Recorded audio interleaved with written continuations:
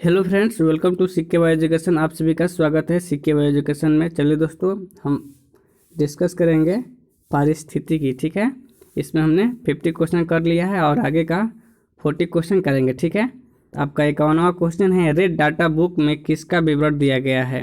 Red data book में किसके बारे में बताया गया है, तो ये इसका आंसर हो जाएगा आपका संकटपन पादप एवं जीव जंतु। जो संकटपन में हैं, जो समाप्त होने वाले हैं, उसको कैसे हम लोग रखेंगे, ठीक है, और उसको बचाएंगे।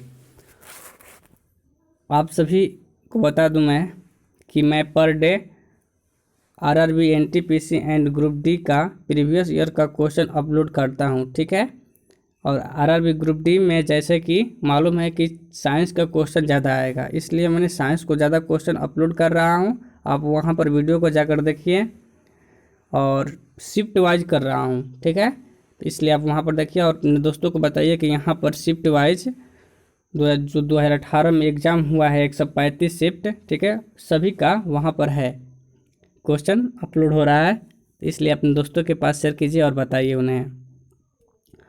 और स्टार्ट करते हैं आगे आपका।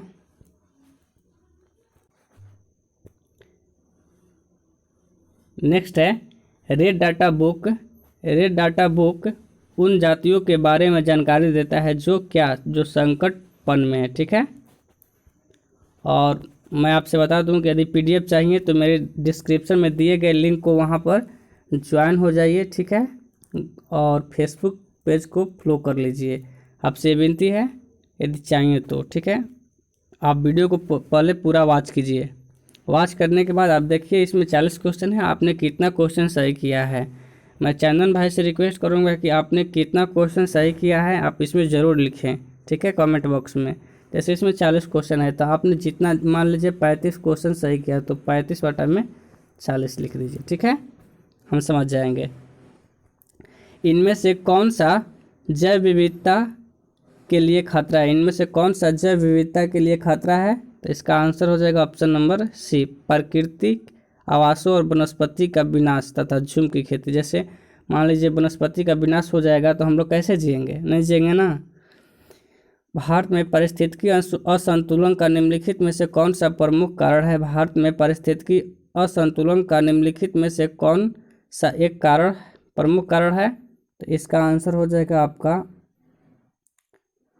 ऑप्शन नंबर ए, वनोन्मूलन, मतलब वनों की कटाई। ये भी एग्जाम आरएएस आरटीएस 2012 का क्वेश्चन है। सारे के सारे जो कि लूसेंट का ऑब्जेक्टिव हम करा रहे हैं, सारे के सारे इंपॉर्टेंट क्वेश्चन है जो कि आया हुआ है या आने वाला है एग्जाम में। ठीक है, नेक्स्ट देखिए, ताल पारिस्थितिकी तंत्र की स्थिरता निर्भर करती है किस पर। ताल पारिस्थितिकी तंत्र की स्थिरता किस पर निर्भर करती है, तो इसका आंसर हो जाएगा आपका ऑप्शन नंबर डी, उत्पादक और उपभोक्ताओं पर।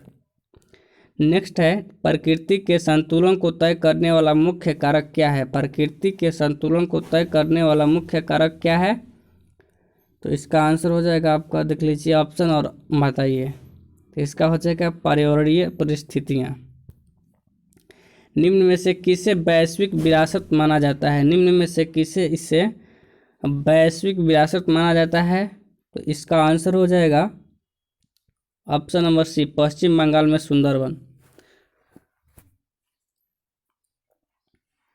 दोस्तों, मैं आप लोगों से रिक्वेस्ट करना चाहूँगा कि आप वीडियो को शेयर ज़रूर करें। ठीक है, और अपने दोस्तों को हेल्प पहुँचाइए, क्योंकि नॉलेज जितना ही बांटेंगे उतना ही बढ़ेगा। निम्न में से किसे वैश्विक विरासत का वन माना जाता है, तो इसका आंसर हो जाएगा आपका ऑप्शन नंबर सी, पश्चिम बंगाल में सुंदरवन। ये तो हो गया। यदि इसका पीडीएफ चाहिए तो टेलीग्राम पर ज्वाइन हो जाइए। ठीक है, और उसका लिंक डिस्क्रिप्शन में दिया गया है। और पसंद आए तो वीडियो इसको लाइक ज़रूर करें। वह वर्णक जो वनस्पति और पराबैंगनी किरण के दुष्प्रभाव से बचाता है कौन सा है, यह है फाइकोसाइनिन। ठीक है, अगला है, सर्वाधिक जैव विविधता कहाँ पाई जाती है, तो इसका आंसर होगा उष्णकटिबंधीय में। ये यूपीएससी का क्वेश्चन है। अगला है काजीरंगा किस लिए प्रसिद्ध है? तो काजीरंगा गैंडों के लिए अभयारण्य है जो कि प्रसिद्ध है। और कहाँ है? तो ये है असम में। कहाँ है? असम में।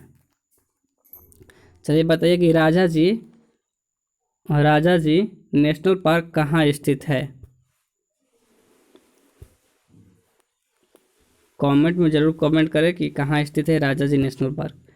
अगला क्वेश्चन देखते हैं, पारिस्थितिकी तंत्र में तत्वों के चक्रण को क्या कहते हैं? पारिस्थितिकी तंत्र में तत्वों के चक्रण को क्या कहते हैं?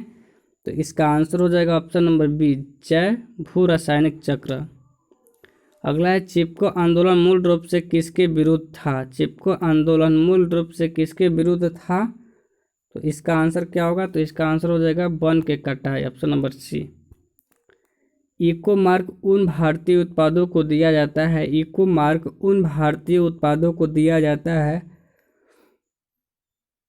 जो पर्यावरण के प्रति मैत्रीपूर्ण हो। ठीक है। वातावरण में ग्रीन हाउस गैसों के बढ़ते बाहुल्य के कारण निम्नलिखित प्रभावित हुए सिवाय कौन कौन है? तो इसका आंसर हो जाएगा आपका ऑक्सीजन निषेचन प्रभाव। ठीक है। ओजोन इतनी सांद्रता पर गंभीर फुफ्फुसीय रोग उत्पन्न करके मानव स्वास्थ्य को प्रभावित करता है। बताइए इसका आंसर क्या होगा? तो इसका आंसर हो जाएगा आपका option number B, 0.3 ppm, sorry 0.9 ppm। क्या होगा? Option number D correct answer है।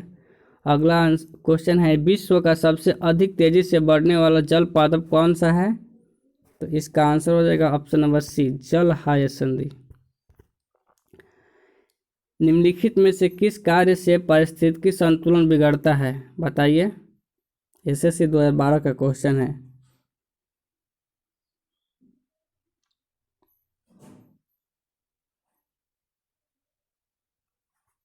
लकड़ी काटने से। ठीक है। यदि विश्व के सभी पादप मर जाते हैं तो सभी पशु भी इनकी कमी के मर जाएंगे। किसके कमी के कारण मर जाएंगे? जब पेड़ पौधा नहीं रहेगा तो क्या नहीं रहेगा? ऑक्सीजन नहीं रहेगा। ऑक्सीजन नहीं रहेगा तो कोई भी नहीं जिएगा। ठीक है। जब पादप विविधता को प्राकृतिक आवास में संचारित किया जाता है तो इस संरक्षण को कहते हैं, क्या कहते हैं?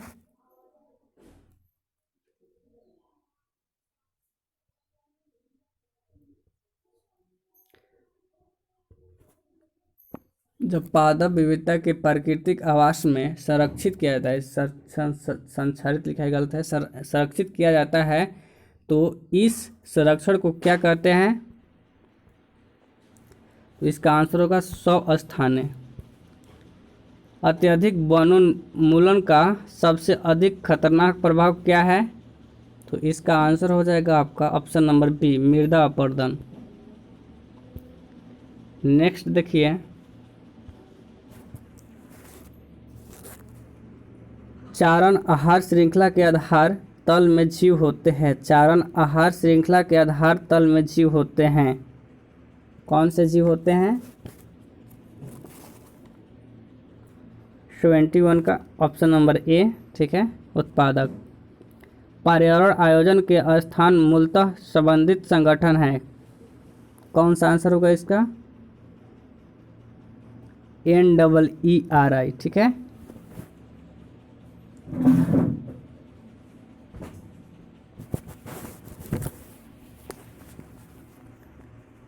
अगला क्वेश्चन देखिए, मैंग्रोव वनों पर वैश्विक तापमान का क्या प्रभाव होगा? मैंग्रोव वनों पर वैश्विक तापमान का क्या प्रभाव होगा? तो इसका आंसर क्या होगा? तो इसका आंसर भी होगा मैंग्रोव के विशाल क्षेत्र जलमग्न हो जाएंगे। ठीक है।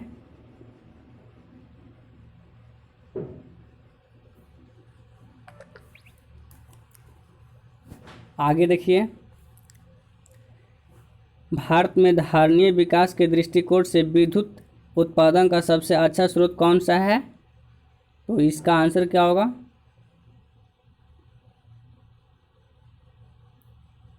जल विद्युत। ठीक है। जल विद्युत से हमारे यहाँ सबसे ज़्यादा बिजली प्राप्त किया जाता है।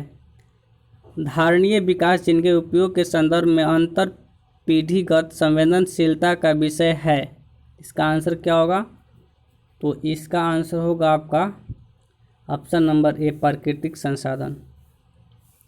दो भिन्न समुदायों के बीच का संक्रांति क्षेत्र कहलाता है। दो भिन्न समुदायों के बीच का संक्रांति क्षेत्र कहलाता है, इसका आंसर क्या होगा?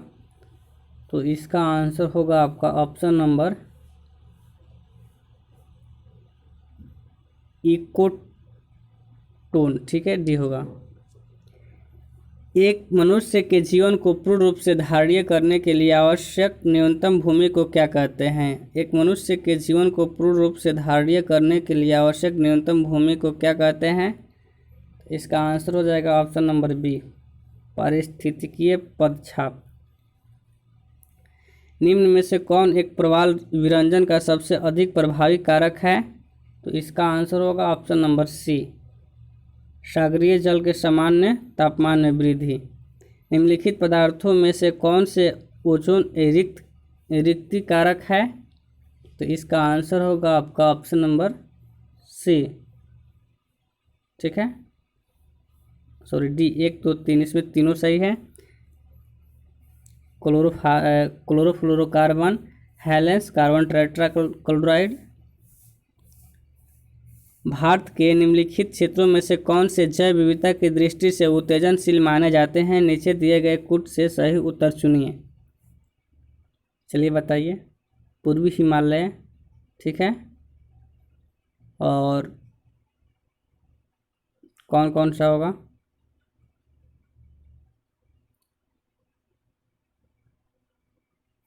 तो इसका आंसर हो जाएगा 1 एंड 3, 1 और 3, पूर्वी हिमालय और पश्चिमी घाट।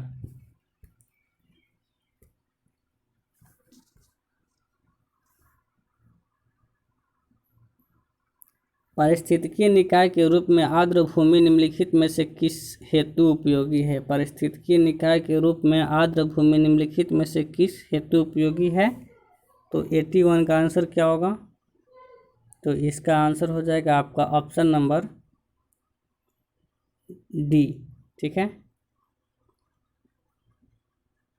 बोल रहा है पारिस्थितिकीय निकाय के रूप में आर्द्र भूमि निम्नलिखित में से किस हेतु उपयोगी है? तो इसका आंसर आपका ऑप्शन डी हो जाएगा। निम्नलिखित में से कौन सा सुमेलित नहीं है? निम्नलिखित में से कौन सा सही सुमेलित नहीं है? तो इसका आंसर हो जाएगा आपका ऑप्शन नंबर सी, भारतीय वन्य प्रबंधन संस्थान कोलकाता। निम्नलिखित में से किस देश में विश्व के तापमानों पर आंकड़े इकट्ठा करने के लिए वैश्विक वायुमंडल चौकसी स्टेशन स्थापित नहीं किया गया है?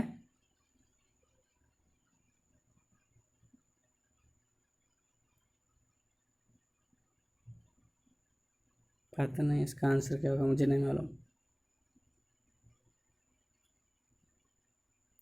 ये तो करंट अफेयर्स जैसा क्वेश्चन है, इसको हटाइए। निम्नलिखित में से कौन सा कथन सही है? निम्नलिखित में से कौन सा कथन सही है? तो इसका आंसर हो जाएगा आपका ऑप्शन नंबर ए, जैव मंडलीय पारिस्थितिकी तंत्र में ऊर्जा का प्रवाह एक देशीय होता है। निम्नलिखित में से कौन सी हरित गैस नहीं है? तो इसमें नाइट्रोजन हरित गैस नहीं है, पता नहीं, 1 मिनट,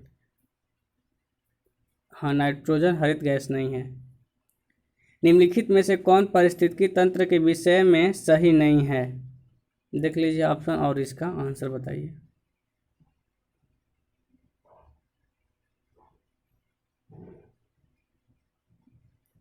यह एक बंद तंत्र होता है। नेक्स्ट है खाद्य श्रृंखला में मानव है। खाद्य श्रृंखला में मानव क्या है? यह प्राथमिक और द्वितीय वक्ता दोनों है, क्योंकि जब फल फूल और साग ये सब खाता है तो प्राथमिक है, जब मांस खाता है तो द्वितीयक, इसलिए इसका आंसर डी हो जाएगा। निम्न में से कौन आहार श्रृंखला का निर्माण करते हैं? चलिए बताइए। घास को बकरी, बकरी को मानव, बकरी घास, तो इसका आंसर क्या हो जाएगा? तो इसका आंसर हो जाएगा आपका ऑप्शन नंबर बी, पारिस्थितिकी विज्ञान केंद्र कहाँ स्थित है? तो ये स्थित है बेंगलुरु में। अगला है विश्व पर्यावरण दिवस कब मनाया जाता है? जो कि 5 जून को हाल ही में बीता। ठीक है, तो चलिए इस वीडियो में इतना ही, आपसे मिलेंगे अब नेक्स्ट टॉपिक में। ठीक है, बता दे रहा हूँ टॉपिक, तब तक मेरे वीडियो को लाइक कीजिए, शेयर कीजिए और चैनल को सब्सक्राइब कर लीजिए। अपने दोस्तों के पास इसे ज़रूर शेयर कीजिए, आपसे हाथ जोड़ के विनती है। चलिए, और हम ये तो परिस्थिति ख़त्म हो गया भाग 1। अब हम डिस्कस करेंगे बायोलॉजी में भाग 2। ठीक है, इसमें हम पढ़ेंगे प्रदूषण, जंतु विज्ञान की शाखाएं, प्रमुख जैविक वैज्ञानिक, ठीक है, प्रमुख जीव वैज्ञानिक, जंतु ऊतक, आनुवांशिक, उद्विकास, जंतु का वर्गीकरण, मानव शरीर क्रिया विज्ञान एंड स्वास्थ्य पोषण। ठीक है, इसमें कुल लगभग 600 क्वेश्चन है। ठीक है, जो कि हम लोग 15 दिन के अंदर करने वाले हैं, नहीं तो 12 दिन के अंदर। ठीक है, तो इसमें देख लीजिए सारे के सारे क्वेश्चन इम्पोर्टेंट हैं। ठीक है, तो आप इसे देखिए, अपने दोस्तों के पास शेयर कीजिए और बताइए। ठीक है, कि यहाँ पोल्यूशन का पर डे मतलब ऑब्जेक्टिव क्वेश्चन चल रहा है, आप यहाँ पर आकर देखिए। तो चलिए बाय।